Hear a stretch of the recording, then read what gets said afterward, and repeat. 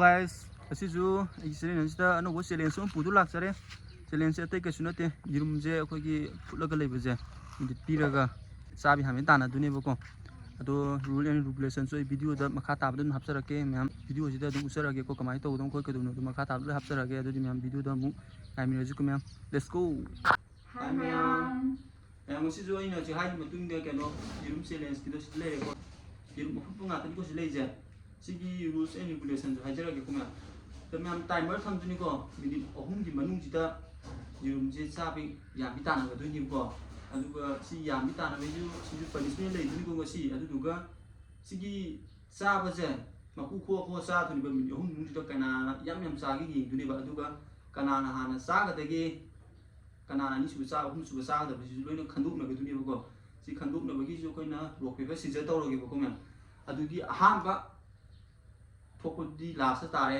अदुदा करिंबा अनि सुबा मी अनि लेहोबदो अदुगे फास संगलगा अंगमबदुना हाना सारानी अदुगा सेकेंड सुबदा ngамदबदु साहोरनी अदुगा लास्ट आहाम थोकि सादुगा सिमाइना रूल्स एंड रेगुलेशन से थमजरे अदुदि मियाम अजि रूल्स एंड रेगुलेशन खंगनबदिना रॉक पेपर सिजर तौरगा कनाना हाना आहाम सागदेगेदो खंदोकनरजिको म्याम खंदोकनरगे म्याम अदुदि से यारे यानरबो यारे ऐसे ready 1 2 3 say rock paper scissors कोई जल्दी अजी इनो तार मा लास्ट सा तारे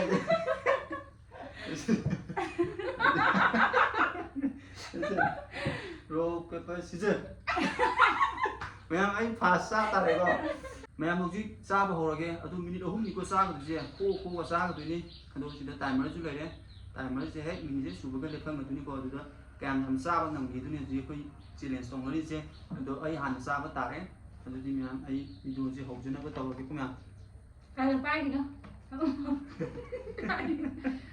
ओ पाइ द्रे अदुदी हरो थागे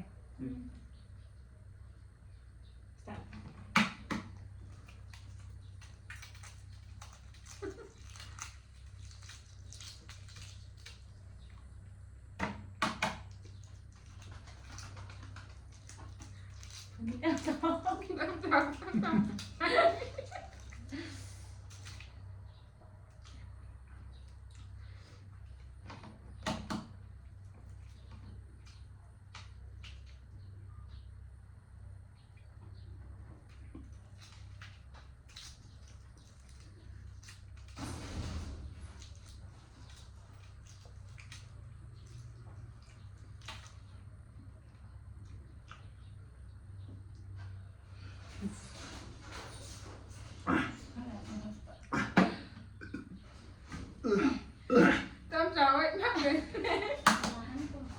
tôm chó này là tôm chó tôi nhà anh đánh đi tôm chó cuốn nha rồi ra mình đi đánh rồi mà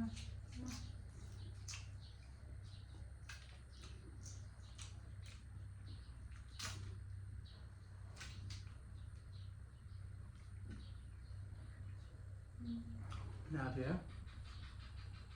không cần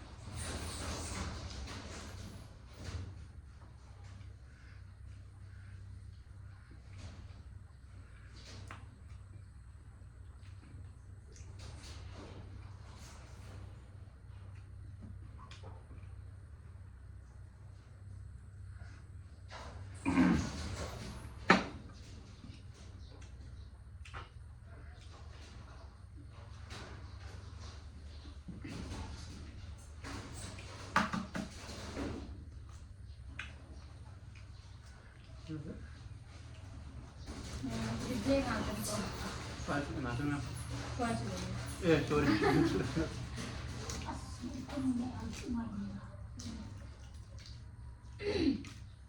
또 이름 분.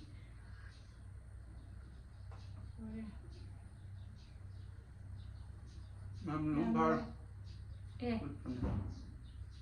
아, 다. 영. em sẽ anh rất lùi cái đấy khóa xin lùi lắm nên sẽ kiến gì đi ta đấy đã anh đi sân đi lấy được ở trên mèo dưới anh bị trên bị ôm tới kèm xa cái đồng cái thứ gì mà kiểu có mèo thì mình về đi tới đây đó anh chúng ta mới đi tới thay cái co anh mới sinh ra cái 1 2 3 start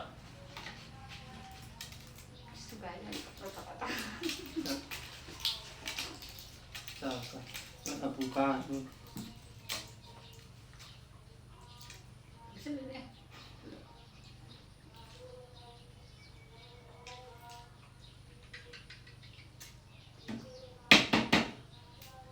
이건 더 큰데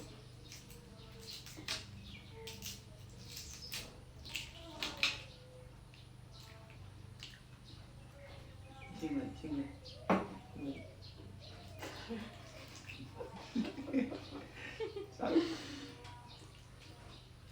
scam 이거 không tiêu đấy Nó thật là hay đi trả vậy kìa.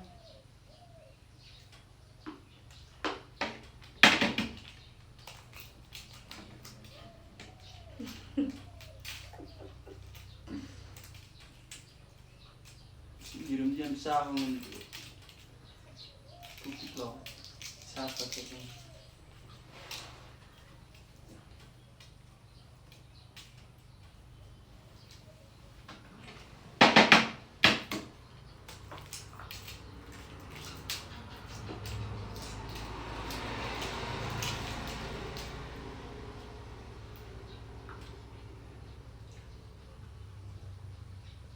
이름은 하이 하고 그래?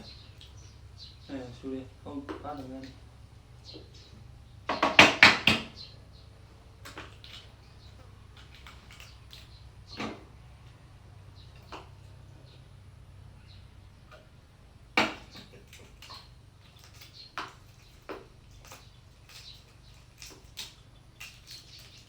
minute ani tha đâu không nào second 55 56 7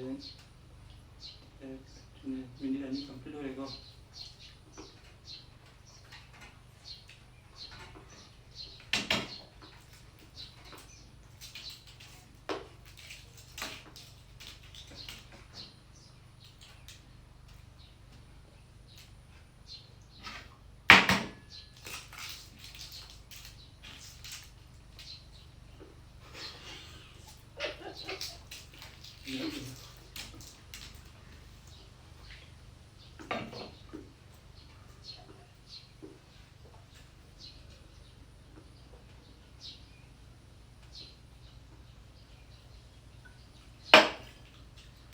Three, second tara.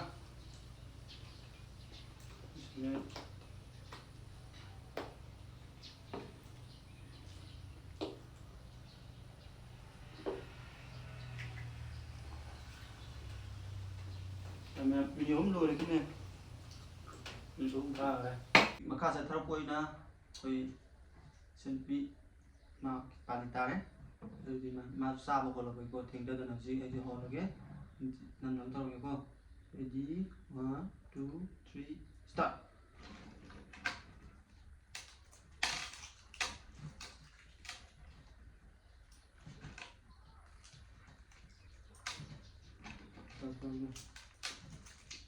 sekarang bisa deh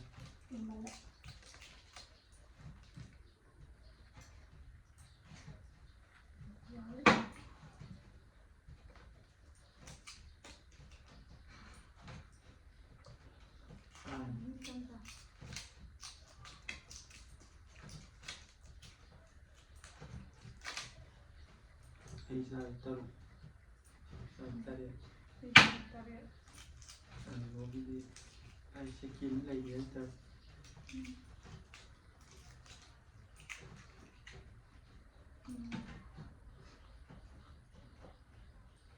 mình pha rồi không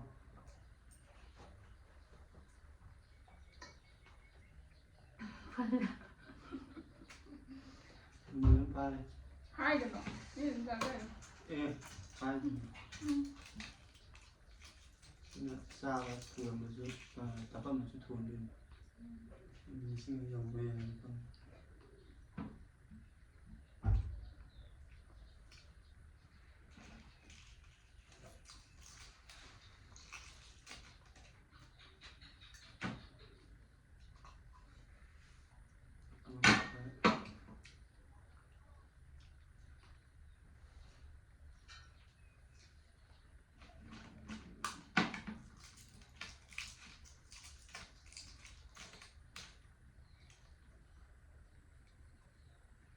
미닛 아니 받아오래고 미닛 아니 이제 지금 머리 사이즈가 미닛 쌍은 그런 머리지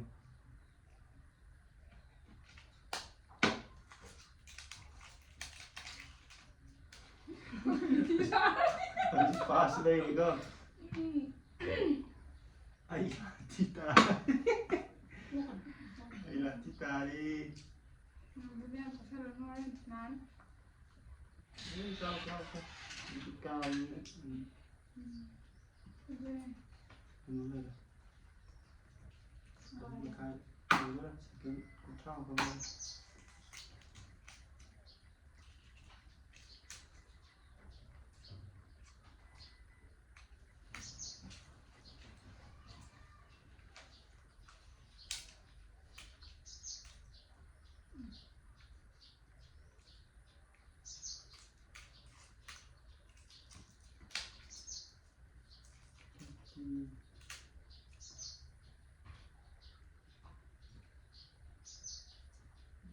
rồi đấy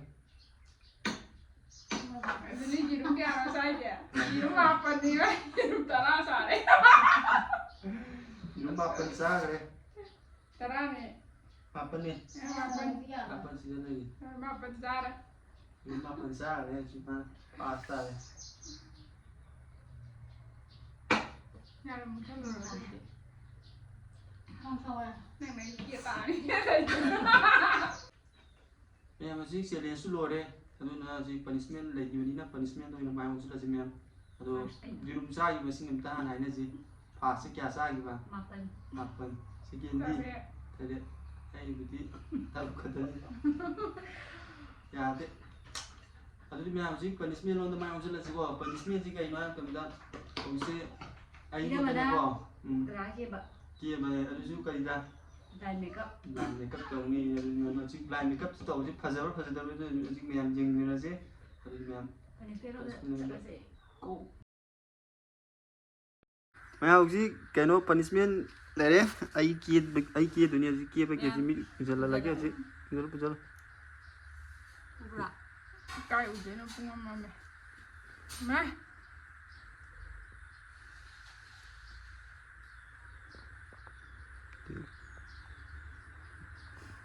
Pinjam dulu ya. Nanti ayo kita kia lagi kok ya. Mau sih hậu giờ là cái kia ạ. Phòng thì sao đi ăn thảo đi. Sao mà cái để một con đôi.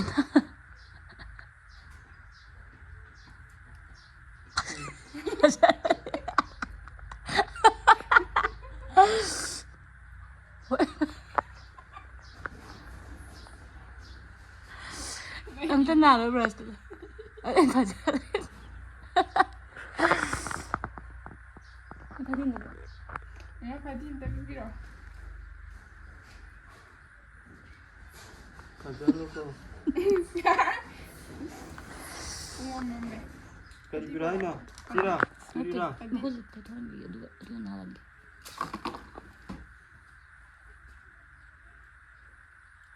Cái này. Terus tulis.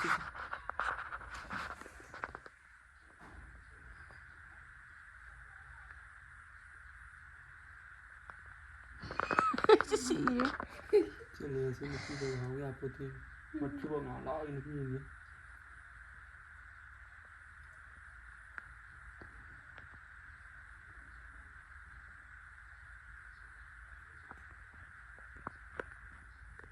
Ya ba. Không biết nhà mấy hai con liêu có tính cái nhà mà phải ở cái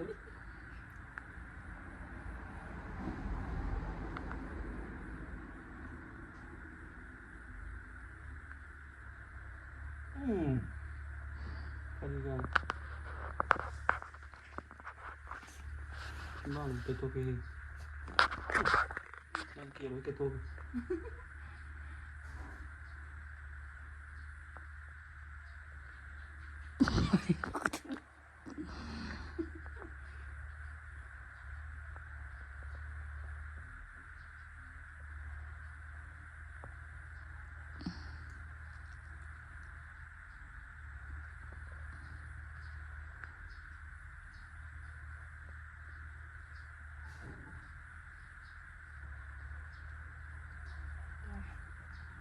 Ini phòng sân rồi đi. Em tu, còn này rất lớn. Cây nó thả đi chưa? Còn đó. Phòng đơn đi.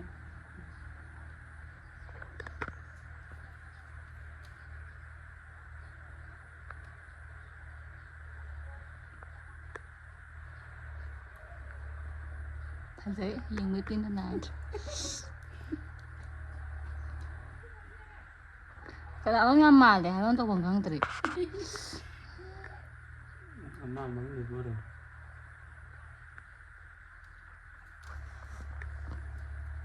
Kayaknya kalau bodoh ada bang.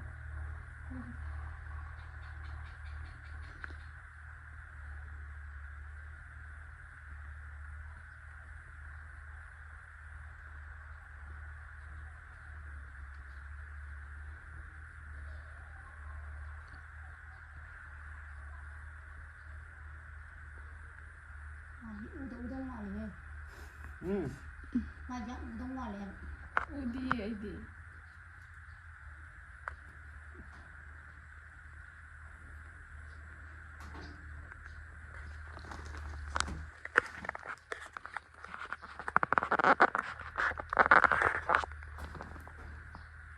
Kayak ini biru aja. Ibu kerana. Ibu ni ya tu je mea. Biru terang. Ibu ni yang kamu kita kerana. Kalau mana? Aduh na tu.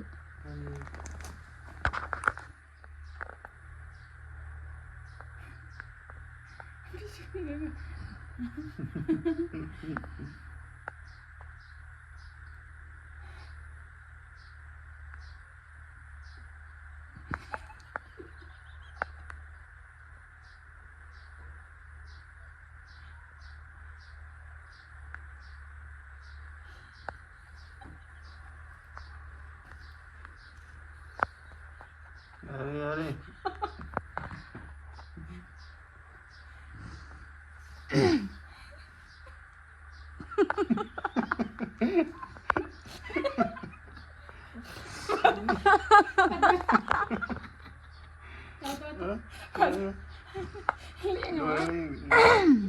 Padahal mah.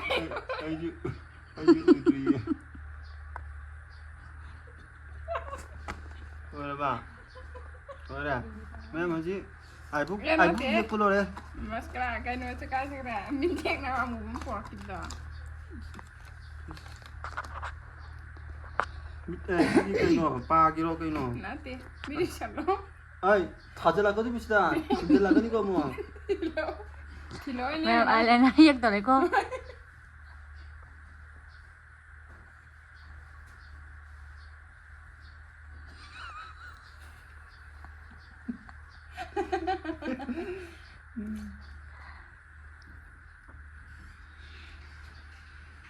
Aisyah tanya tu. Saya tahu kira kedai mana deh. Mid kasa. Bisa, maskara. Bisa dah deh. Maskara है bro, kayak ini aja. Jadi kerana Aisyah ti. Eyeliner putar lagi. Eyeliner है. Tu aja. Tu je ada. Jadi sangat loh. Jadi je ada bukan kau je. Aduh lipstick nanti dah. Yes, lagi. Lipstick.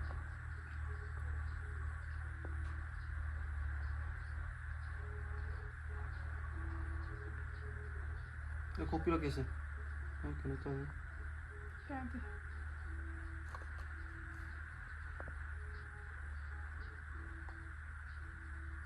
Yes, kayak ini. Oh, okay. Gambar ni kalau itu.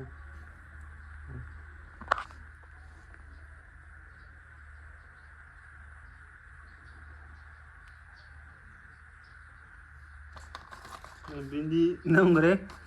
Kache se lipstick la.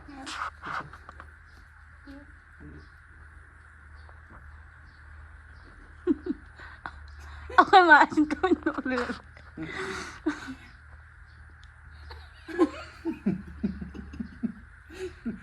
Hajaran ba ay? Salah ki क्या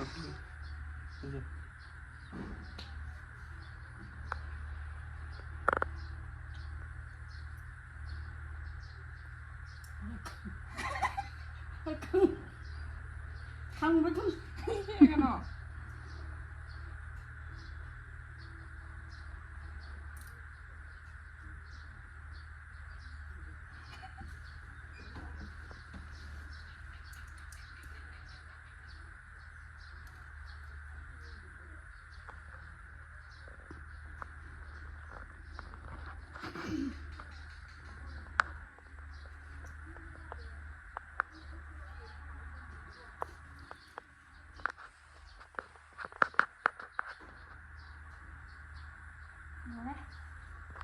Rồi kia bên lùi đây. Em lipstick chú lùi đi. Đi lạc thua đi. là thằng này thôi thôi. Nó thôi nữa mà. Lạc thua à bà? À cái này thôi xem. À sao cái này thôi. Sao biết hả? Sao cái này thôi nó mai rồi. Vâng, cái máy nó đây này kia bên Cái này thôi. kia gì?